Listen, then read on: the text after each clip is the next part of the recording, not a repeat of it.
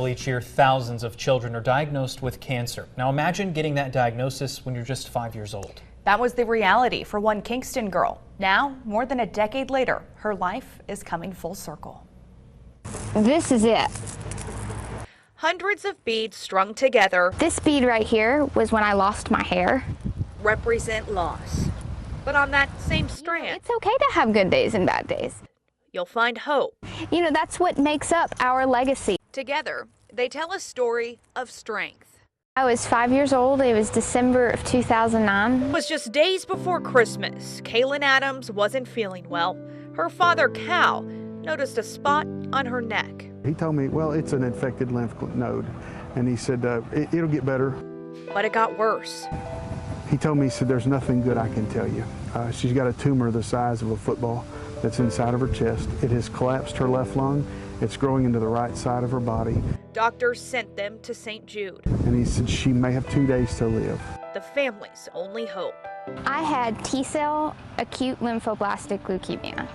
They spent Christmas in the hospital that year. They had Santa come, and me and my brother both got presents. We got DVD players. The cancer was aggressive, but so were Kaelyn's treatments. 3 months later, she was cleared.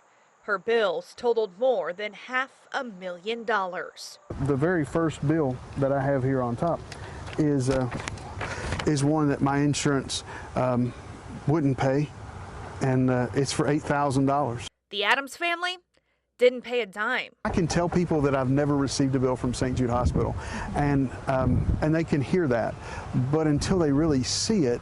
Cal kept every bill, carrying them in a briefcase to remind himself and others the gift St. Jude gave him. Not just my child that they do that for, it's for every child that comes in there. Now, over a decade later, Kaelyn is off to her first year of college at Tennessee Tech. She's studying to be a child life specialist. And she just found out her professor is someone pretty special. Professor that is actually over the program, Miss Karasisk, she was my child life specialist when I first went to St. Jude. Did you know that when you applied? I did not. Karasisk took care of Kaelyn while she was at St. Jude. She also helped start Kaelyn's legacy beads. So to know that you were there for Kaelyn and her family during that time, to now see who she's grown in today, wanting to further what you taught her and now continue to teach her, what is that like for you? Well, it's like this whole full circle moment, right? You know, when we were reintroduced, her dad just expressed some gratitude, which was very special, you know, because it meant I made an impact at that point in their life. St. Jude made sure that I did not miss out on any of my childhood. I want to be able to give back and give another child that. I think that's it's just more special than I can even put words to. My wife and I are pretty excited to see what God's going to do in her life. Those one bad moments doesn't have to make up the entire legacy.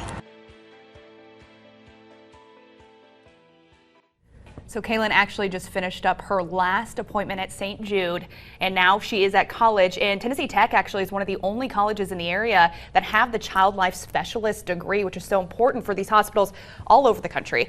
Now the St. Jude Walk Run, it's on Saturday. It's free to sign up. Harry and I will be on stage hosting the ceremonies, and we hope to see you there.